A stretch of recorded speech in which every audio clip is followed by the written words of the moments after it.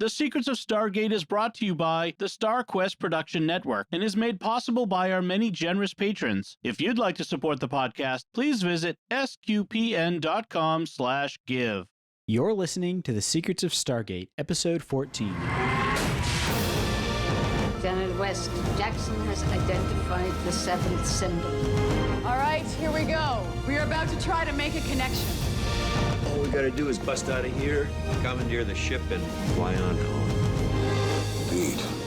You say that a lot. I know that this could be dangerous. But this is our job, right? It's what we signed on to do. It was never about going home. It's about getting us to where we're going. Hi, I'm Jack Barazzini, and you're listening to The Secrets of Stargate, where we talk about hidden meanings and deeper layers found in the Stargate movies and series, including SG-1, Atlantis, Universe, and more. Joining me today are Father Cory Stika. Hi, Father. How's it going, Jack? It's going well. And Lisa Jones. Hi, Lisa. Hey, Jack. And Victor Lambs. Hey, Victor. Hi, Jack. All right, and be sure to stick around to hear listener feedback on our previous episode, Brief Candle. Today we are discussing the 14th episode of the first season of Stargate SG-1, Hathor. In a Mayan pyramid in Mexico, an Egyptian sarcophagus is discovered. Inside, wearing a Wonder Woman costume that she bought on Wish, is Hathor, the gold wife of Ra. After killing the team of archaeologists who found her, she goes to Cheyenne Mountain and is brought before Hammond, Jack, and Daniel. Hathor uses her powers to take control of Daniel Jackson and then the rest of the men in the SGC in succession. Samantha Carter, Dr. Fraser assemble a team to stop Hathor and her ramen noodle bath from taking over the SGC and turning it into her gold nest. What were your thoughts on this episode, Father Cory? You know, I really enjoy. Hey, of course, your lineup is pretty good, is about accurate. But you know, I as commenting before, it almost looks like they looked at the episode Emancipation and went, "Yeah, we screwed that one up. How can we fix this?" Yeah. And, you know, I thought we need to have like an all women panel for this particular episode. But, you know, this is one of those, if you take it as humor, it's absolutely hilarious to watch the guys' reactions, you know, and all the women are like, you see, you know, Sam Carter and the doctor and everybody are like, what is wrong with these idiots? And even Tilk's just kind of looking at them like, okay, y'all are lost. Yeah. You know, so if you take it from that approach, it's a fun episode. If you try to take it seriously, I think it falls down very quickly. But if you take it for the humor that I think it really was meant to be played as, I think it's a great episode. Yeah, definitely. I feel like they definitely tried to play up the camp in this one. What about you, Lisa? Yeah, I agree with Father Cory. To me, this was always a fun episode. It was campy. Never took it seriously. I did find online that some concept drawings from this episode, what it was supposed to be, and it looks like it was very risque, very, very nudity, scantily clad Hathor. I mean, even more than, and so I think it's one of those that when they decided not to go full on Showtime and they decided to make it family friendly, they reined it in, and instead of cutting the episode, they went camp, and so I enjoyed it. Yeah. It's definitely fun from that angle. What about you, Victor? Yeah, I watched this with more of like a serious eye at first, and so you know, in my notes, there's just numerous like, ew, ick, gross, you know. So more sensitive viewers may wish to look away from this one, but yeah, it's definitely very campy. I mean, every time Hathor enters the frame, you just expect a General Hammond and Jack O'Neill to start, you know, banging on the table with their tongue rolling out like a Windows shade, going humana, humana, humana, humana, ooga. Yeah. But yeah, it's about at that level. Take it about as a Looney Tunes level, or you know, Who Framed Roger Rabbit type, you know. And actually, one of my notes was, Jessica Rabbit is coming down the stairs here. Well, there you go. Nice. I do like, and I know I'm gonna let's see, we're about 5 minutes in. I'm gonna break the rule and mention Star Trek, but they do. Drink. It reminded me a lot of the naked time from the original series. Every time she breathes on someone with her pink mist that intoxicates them and infatuates them, you get like that really cheesy like chime sound just to let everyone know what's going on. You mean the smell of Fruit Loops that Toucan Sam follows his nose. Well, you got to show hormones somehow, I guess. Yeah. Actually, I watched it again and I'm thinking with the 2020, 2021 lens on it, and you're thinking, oh, COVID, should have had a mask. Yeah, exactly. Yeah. Yeah, that's the thing that. So all the men behave stupidly in this episode, but they were behaving stupidly before she even intoxicated them, because the entire setup is after she breaks out of the sarcophagus in the Mayan temple and then goes to the SGC, instead of immediately locking her down, General Hammond and Daniel and Jack come in, and the first question that Daniel says is, why does she have handcuffs? Why don't you chain her to the bed? And I'm like, because she knows about the Stargate and she's obviously a Goa'uld. Like, they're surprised that they found another Goa'uld. Is that surprising at all to them? They don't know she's a Goa'uld, and they didn't like pat her down and find like all this all the Goa'uld hardware and stuff that she's wearing. They, and stuff. Open the trench coat. Yeah. Like they literally just threw a trench coat over her and brought her like to the deepest, not even like, you know, the NORAD level of Cheyenne Mountain. They like brought her all the way down to the gate itself. Top secret stuff. And I can get, you know, the principle of she's a Goa'uld. She's got some kind of technology that can track the gate. I mean, that is completely rational. Absolutely. Why they actually let her get close to the gate in the first place? Well, I thought at first that maybe Daniel's already been whammied when he's like, are the cuffs really necessary? I'm like, okay, that's dumb thing number one. He hadn't been whammied. And then like Which is Daniel. Yeah, and then they didn't look at the back of her neck at any point, like pull the hair back and go like, oh, you're a Goa'uld. Maybe we shouldn't like bring you into our, you know, top secret facility or do anything. I guess her eyes weren't flashing and her voice wasn't weird. So, hey.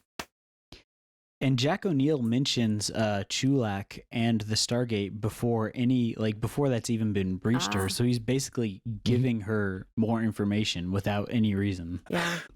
You're just looking too hard. Yeah, the setup is a little. Again, you know, if you take this, I mean, if we take it seriously, it's, you know, it's pretty clear. First of all, just from the fact that this is a beautiful woman, the guys were being stupid. Yeah. Let's be honest. Yeah. And then it goes deeper, and then she whammies them. You know, first with Daniel, and then with the rest of them, and yeah, it got pretty bad pretty quick. For, you know, she got basically full run of the facility, and the only people that didn't recognize that she was a real problem, or did recognize that she was a real problem, were the women of the group in Teal'c, because being Jaffa prevented him from being whammied at all. Right. Yes, even General Hammond's crown of marble couldn't save him this time. That was which as a fellow crown of marble wearer, I appreciated that line. This makes me wonder, she never seen a bald man before?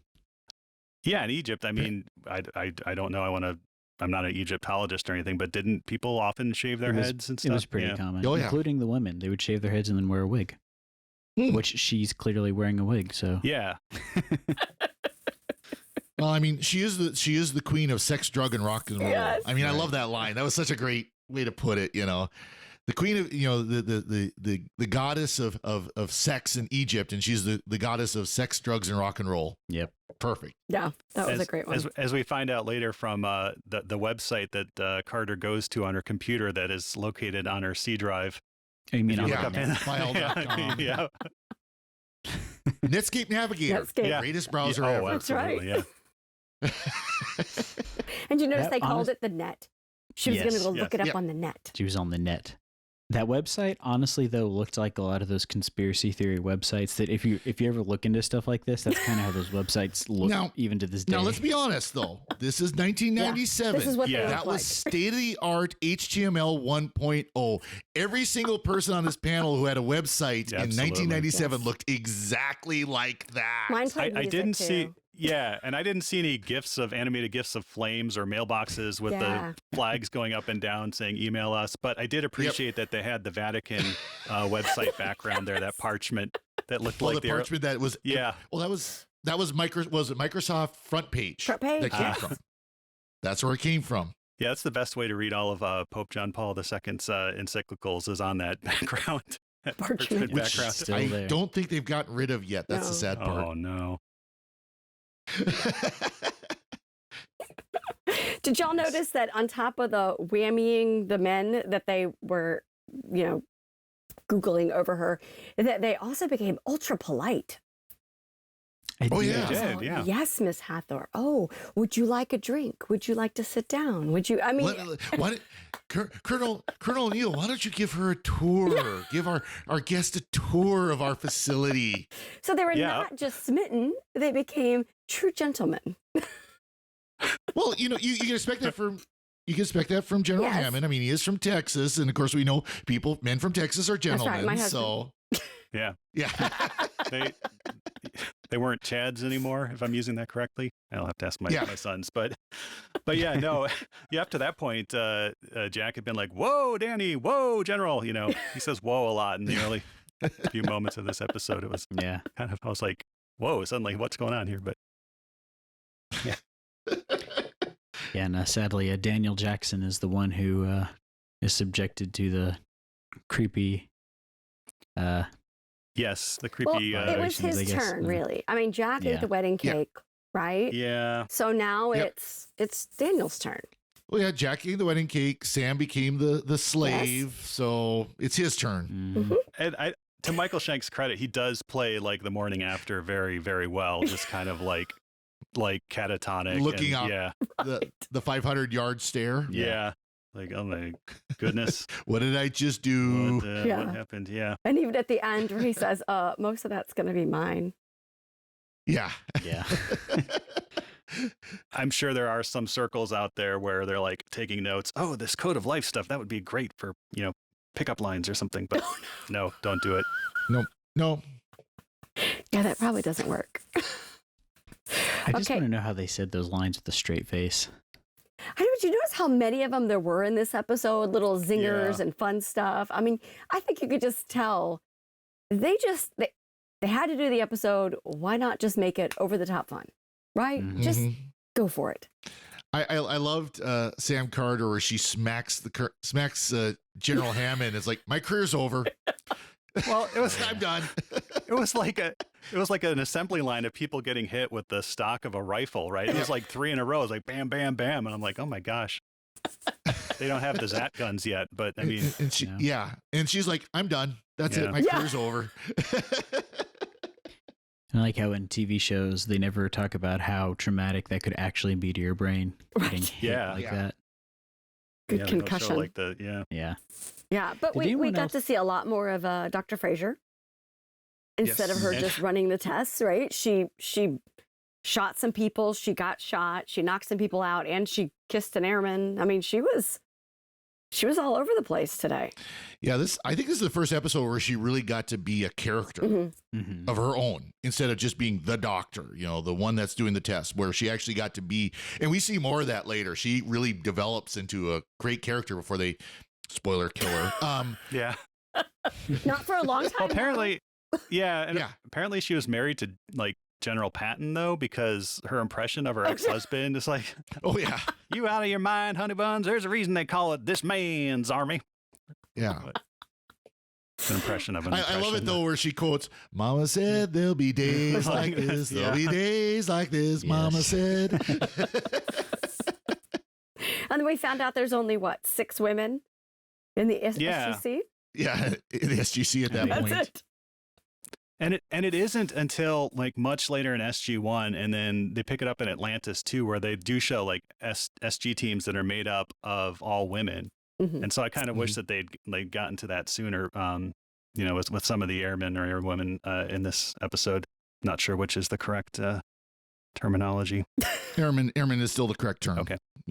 As far as I know, the Air Force hasn't gone to political correctness where it's air persons or air things or no. Air X. Yeah. Yeah. No, but it gave us that. It gave us the kind of foreshadowing of the friendships that are going to develop for Sam and Janet. Mm-hmm. Yeah, absolutely. And that really does get developed. That really does get developed in later seasons. That they're very close. So that's a good thing. And again, it is nice to see, starting to develop this second tier of characters.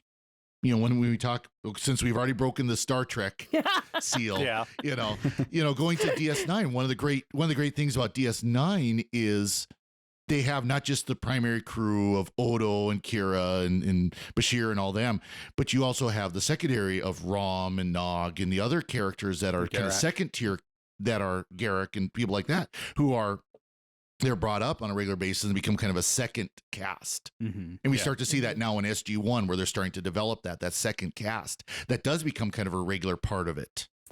Like Braytek I'm kind of sad.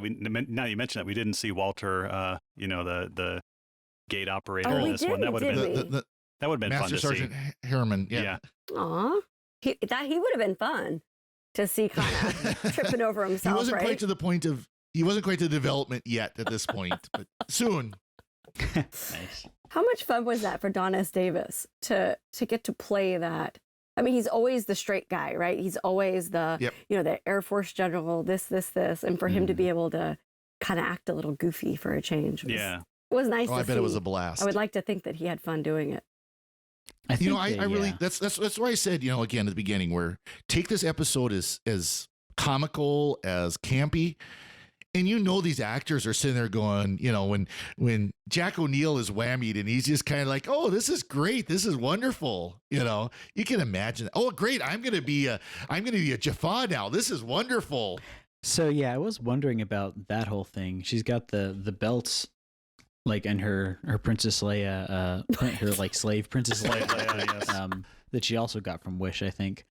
But it's got like the gold implant or the Jaffa conversion device, like right there on the stomach. Like, is that just like standard operating procedures? You give someone a big old bear hug and that's how you make them a Jaffa, or did she premeditate? Well, because it looked like we saw the outfit. We saw the knife as well, but I mean, that outfit does have more forms than a Final Fantasy boss. I mean, she's like always like morphing, and that's like her Omega form there at the end. But no, I think that's probably for efficiency. That's the way you'd want to do it. But the Goa'uld wouldn't give that technology to their priests or their Jaffa. And that's only And you mentioned again Dr. Fraser, and this really is a really good episode for her. Just the way she just like reaches her hand like into Jack's stomach, like one of those like creepy crawly toys or something, like alien dissection lab toys or something from the 90s. That was pretty gross, but pretty cool too. Yeah.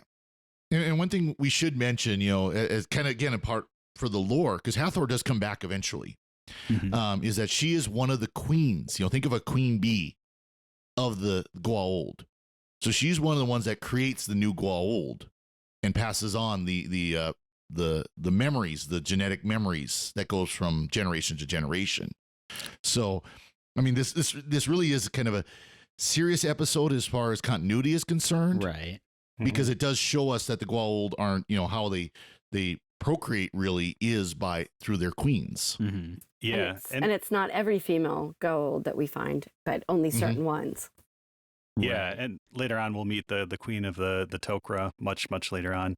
And it is kind of neat how they do explain how they need the DNA from the host species in order to adapt the Goa'uld larva to, be able to, parasite them. Right. Yep. I was wondering about that too. So she says she needs like you said, the DNA so she can make sure they don't reject them when they're implanted. But I would figure that she would already have human DNA because she's been on Earth before, and it seems like she's in busted. A human host. Yeah. She's been busted. No, I don't think she wanted the DNA. Yeah. Well, I think over maybe 4,000 years, I don't know how much human DNA changes, but there's probably going to be like degradation and stuff.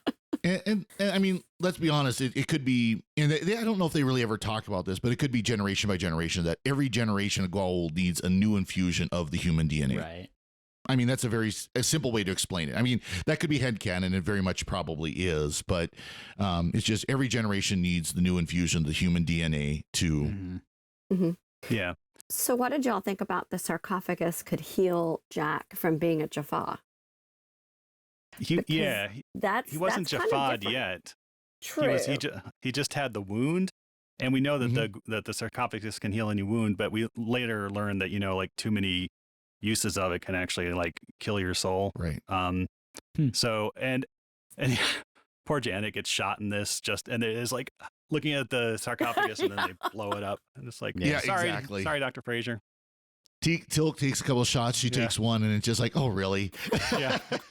Glad your stomach's feeling better, Jack. Yeah. Chris I guess they jokes had to over get there, rid just of like, it, no, I'm yeah. already good, thanks. Like, Because that's kind of like a magic, like a get out of jail free card if you let them have that permanently. yeah. Yeah, and I really think this is again another thing of our first season. They haven't really explored what the sarcophagus does, how it works. It's just the fact of this is the magical healing device that healed Daniel Jackson in the movie. So we better bring it back and heal Jack O'Neill from it. Right. So it was kind of nice to have that, first season, we get all these tie-ins to the movie, right? So getting the sarcophagus this time was that little tie-in, but then they had to destroy it. Otherwise it's too easy, right? You can't ever kill somebody.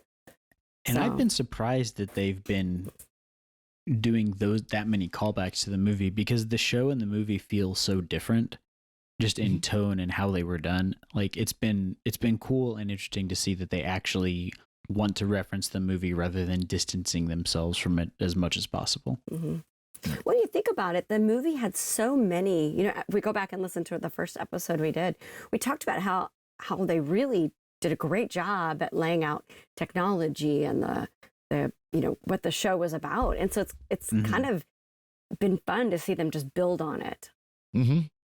Well, the threads were there in the movie. I mean, we again, like you said, Lisa, we talked about that, where they put so many threads there in the movie that initially were intended as a trilogy of movies, but then they picked up these series SG1 and just what, we got a lot here we can build on, and they did. And of course, now after the season, they really go way beyond the movie. The movie gets left behind big time after the season. Yeah. In the movie, they talk about the mineral that the alien parasites need, and that they're mining in the mine. And then we learn that that's naquita, and it's in the Stargates. And then we learn that it can be refined to make naquadria. And then we learn that can be used to enhance your nukes. But there are several several different types of nukes you can make. It just Goes from there. Yeah, Nice. it does. It does get very big. We haven't even talked about Hathor's special superpower, which is getting up, turning, and walking out of the room, which she does, I think, 4 or 5 different times. It's like, including when she's on fire. Yeah, when she's on fire. Yeah, and it's just oh, was this scene over? Or, she obviously has things to do, which I can respect, and just doesn't want to spend any more time. She's just like, I'm done here. I'm just going to go do the next thing. I have a plan, but. She's a queen, even speaking in the royal we. So I mean, that's right. When she's done, it's time to leave. That just felt like she was trying to one up the Borg and didn't work out for her. That would have been interesting. Yeah, if Hathor had been the Borg queen in First Contact, that would have been a different movie, I think. Although the data scenes would have been pretty much the same, I think. Yeah. She's been too busy. She's been on a bunch of Hallmark movies. Oh, yeah. Okay. Yes. That's right. I keep running into her. Hallmark. Nice.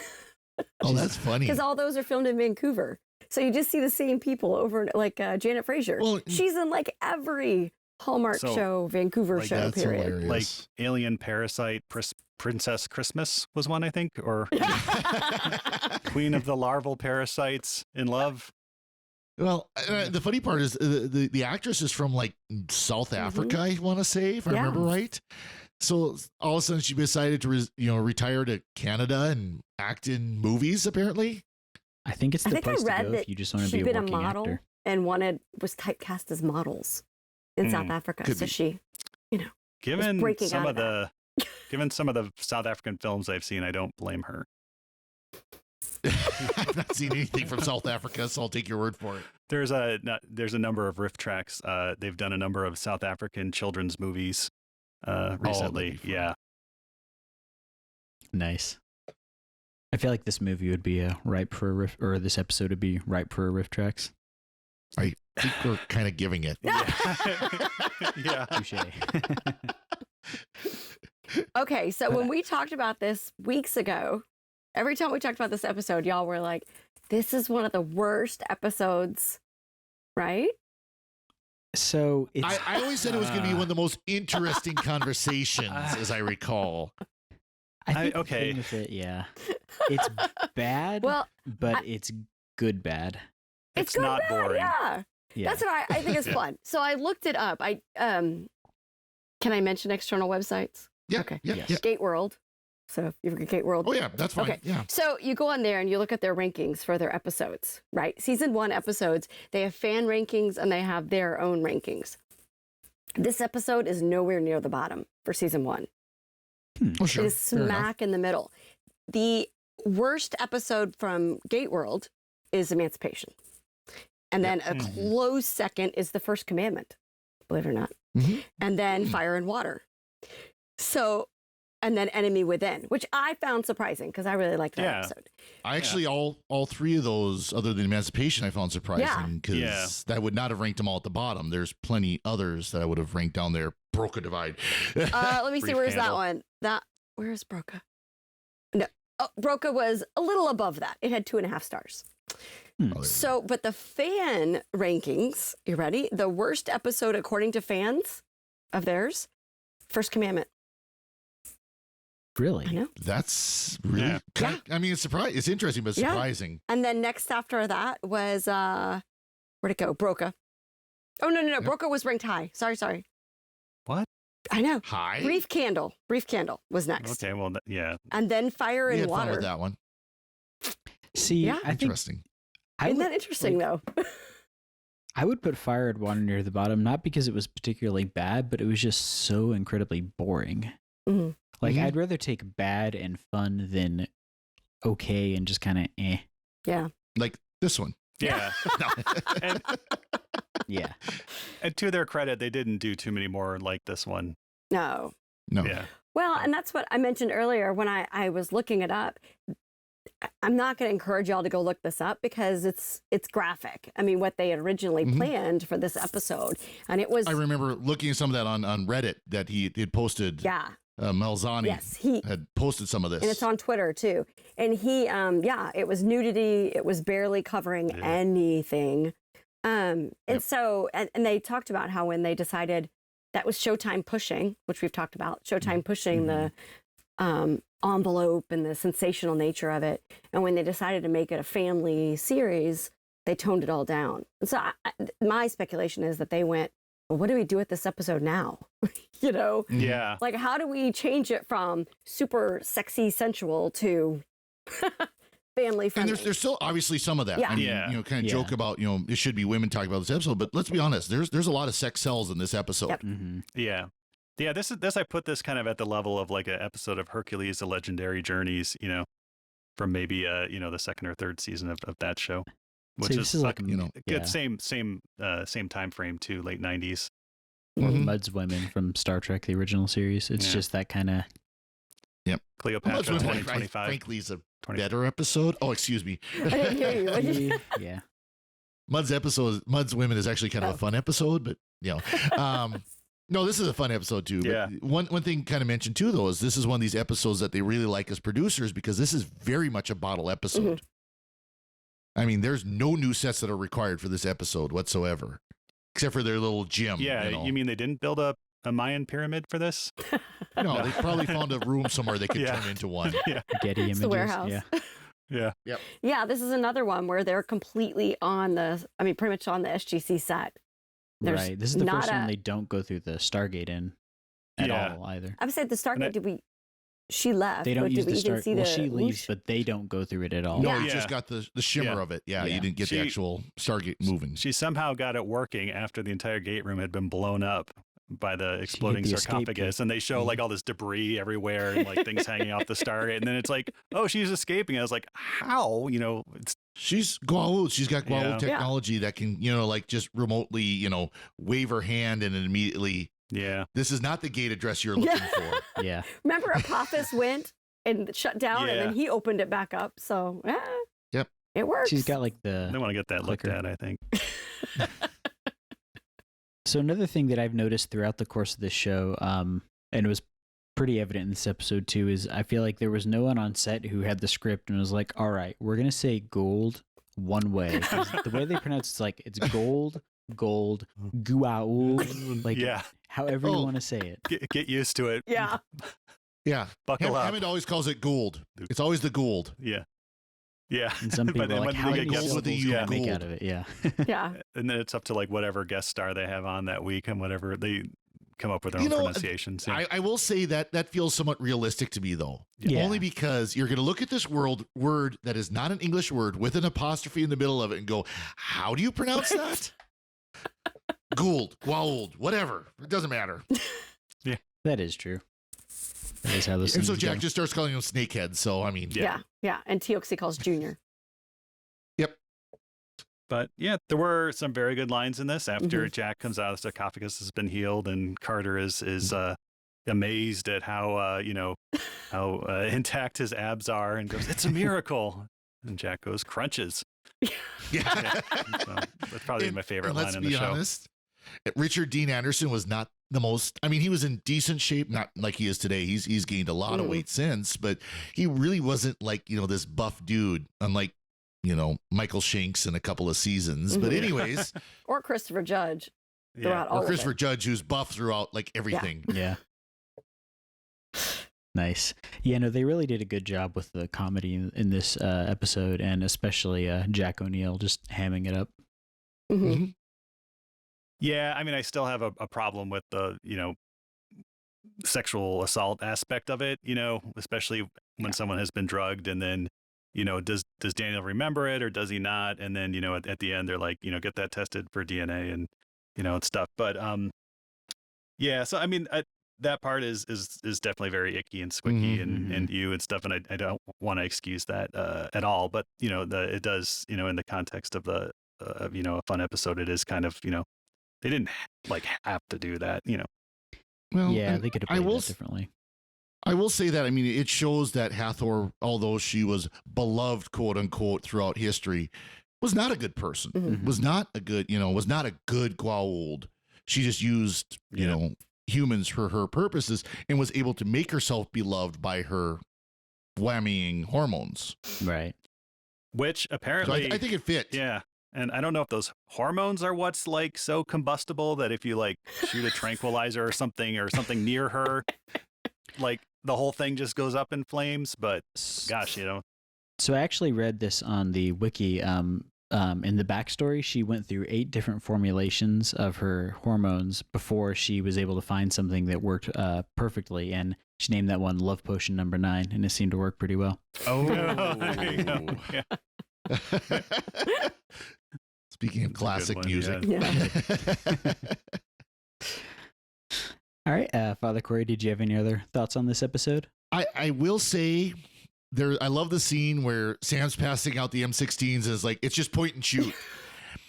Oh, yeah. Yeah, not quite, unless you're talking about close quarters like you would be in the Stargate. If you're talking, 100 yards or so, yeah, you do actually have to aim. But if you're within, 20 feet of someone, yeah, it's pretty much just point and shoot. And by the way, if you've never fired an AR platform, they are a lot of fun to shoot. They truly are.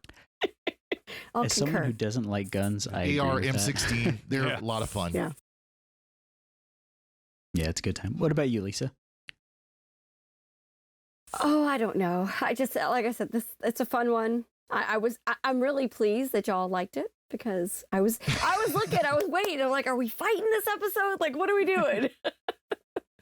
But no, it's campy and fun, and just gets us closer to the second season, which is, I mean, I love Stargate, but it just gets better. I know that's every week. It just keeps getting better.